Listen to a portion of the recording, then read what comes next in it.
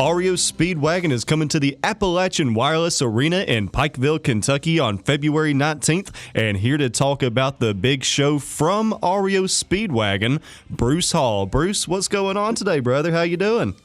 Hey, Eli. I'm doing great, buddy.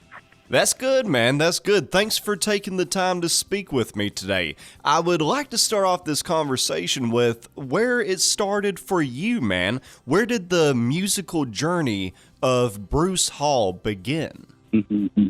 Well, honestly, it's part of my heritage. My great-grandfather was a music teacher, and my grandmother on my dad's side of the family was a singer, and my grandmother used to play ukulele and this little organ at home. It was the cutest thing you ever saw.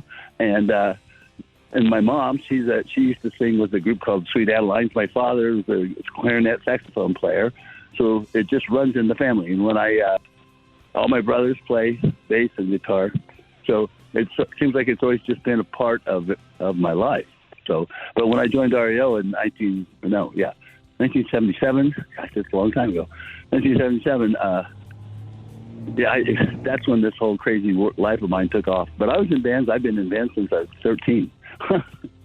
Wow, man, that's crazy. And yeah, as I understand, you didn't join the band until a little while after they got things going. So how did that start, man? How did you become a member of REO? Well, the truth is I was in a band with Gary Richrath before he was in REO Speedwagon. We had a band together called Feather Train back in Champaign. And Gary left to join REO Speedwagon. He left Feather Train to join REO, and that was before they even made records. So, but Gary always promised me that he was going to call me up one day, and he was going to, we were going to play together again. And sure enough, he did. And he just gave me a phone call one day, and he called me up. I was in a club in where the heck was I? Charleston, Illinois. They called Ted's Warehouse, and the phone rang during a break. Somebody said there's a phone call, and I went and took it, and it was Gary, and he goes, he didn't ask me if I wanted to join. He just goes, okay, you're coming to California. That's where they lived at the time. You're coming to California, get your tickets, you'll be here, you're leaving in 3 days, so you got to pack up all your crap. You go, I said, okay. Nice, dude. Sounds like a good friend right there. I was thinking of this, getting ready for this conversation. So many people that start music, they either want to be the lead singer or the lead guitarist, a drummer, something like that. But I think that the bass is a very underrated and just downright groovy instrument, man. And I know that you do a lot of singing in the group as well, but I wanted to ask, what made you pick up the bass? What made you go that route? Well, the bass was, when I first started to play, I played guitar. I mean, acoustic. I started on an electric guitar. It was a Silvertone guitar that I got from my uncle. Anyway, then the first band I was in, I played the little guitar, but mostly I was just the lead singer, like you just were saying. And our bass player we discovered that he was so scared in front of a crowd that a lot of times he forgot to turn his amp on, or he'd play with his back to the crowd. So we kind of had to get rid of him. So I became the bass player of the band, and it just felt natural. I mean, I've got big hands, and I was always a big fan of Beatles in the very beginning, and Paul McCartney was like playing these amazing bass parts, and it's always been fun. I love the bass. I think it's the best instrument in the band, to tell you the truth. Yeah, man, I gotta agree. That thumping sound is kind of like the heartbeat of the band, Whenever I heard John Paul Jones and Led Zeppelin's Good Times, Bad Times, that silent part when it goes do-do-do-do-do-do-do-do-do-do. Whenever I was a kid, that made me realize just how important and awesome a bass guitar can be. Do you have a favorite bass guitarist or just somebody that you listen to and it just drives you to keep getting better and better with your craft? Well, John Paul Jones is one of them. I always thought McCartney, I love McCartney stuff. If you ever get a chance, on Hulu, there's a thing called 321. It's him, Paul McCartney's doing an interview with... what's the guy's name? Rick Rubin. Yeah, it is amazing. They yeah, it's great. You should watch that. And I have a lot of great. Leon Sklar, I like him a lot. I think he play. I like bass players that play. I like funky stuff, but more I like the melodic bass, things that kind of complement a song, but kind of have their own little kind of cool little melodies to them. Yeah, man. For that. Yeah, I can dig that, man. With these special guests like you that I get to interview, I always like to do some deep diving on those people. And I done a little bit on you, man. And I seen a picture of you, Adam Sandler, and Larry the Cable Guy. What was that conversation like, man? I'd say it was pretty funny. Well, the truth of the matter is that Dan Whitney, Larry the Cable Guy, he's my friend. And when one of the Cars movies came out, which one was it, Cars 3? I think it was. He invited me and my wife to come to the screening of it out in California. And so that's where we went to that with him. He took his wife and his mom, and I brought my wife, and it was a ball. We had great fun. Anyway, Sandler was there. Adam Sandler was there, and he's a cool guy. I mean, I like Adam Sandler a lot. He knows REO, and he uses our music a lot in his movies. And I said, in fact, it was funny. I said, "Well, man, it's nice to meet you." I said, "My name's Bruce. I play with REO Speedwagon." He goes, "I know who you are." That's cool, though, man. I also seen a picture of you and Mark Hamill, and now I'm really jealous of that one right there, celebrating Star Wars Day. And see, talking to you, man, this is kind of like a little starstruck experience for me. But with all these cool people that you've met, have you ever had like one of those starstruck experiences, Sure. I mean, well, I've never met Paul McCartney. I always wanted to meet him, but I met Ringo, and who have I met through the years? I've met a lot of great people. Nobody that, I'm not afraid to meet people, and nobody that makes me, my knees shake or anything, but McCartney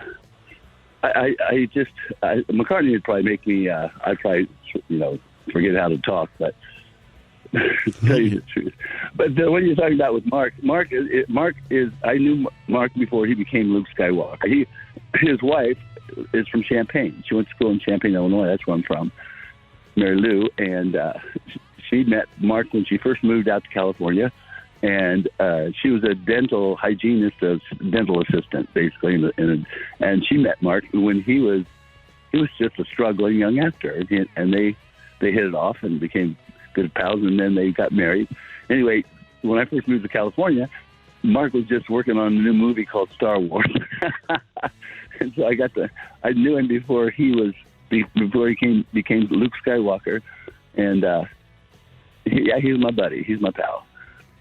That's cool, man. Not many people on Earth can say that they're friends with Luke Skywalker. So congratulations, man. That's pretty cool to say.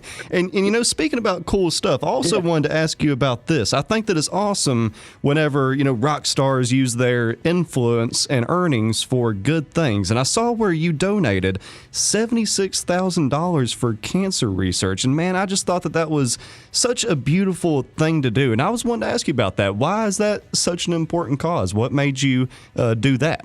Well, our son, my wife and I, our boy, Tom, he had testicular cancer.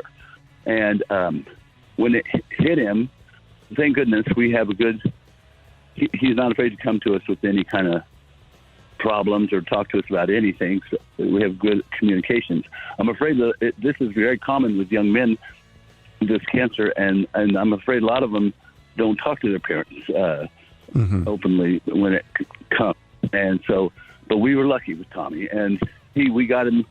He said something hurt, and we got him an appointment. He went to the doctor, and sure enough, they confirmed the fact that it was cancer. So that was on a Tuesday, and on Thursday he had surgery, and they removed one of his testicles, and then he ended up going to the Moffitt Cancer Center down by Tampa, and which is a great place.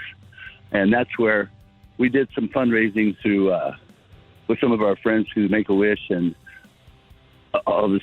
We donated. We got some guitars, and we auctioned off some tickets to shows and things like that.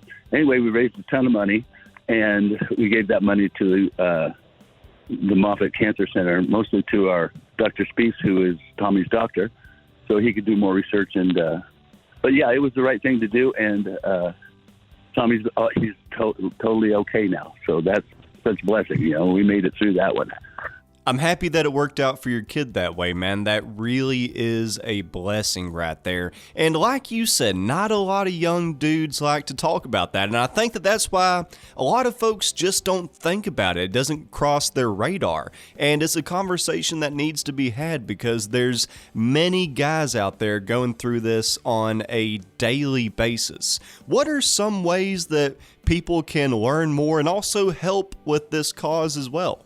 Well, if they would like to check it out, they can go. There is a website called Moffitt. It's the Moffitt Cancer Center.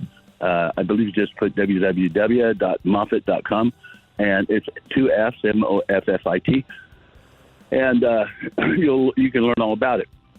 Plus, this is going to sound strange, but I'm going to tell you about it anyway. During this whole thing, our Tommy got cancer, but before that, about a couple months before that, his stepmom, who was only 35, got cancer. I forget what time she had, but she passed away from that.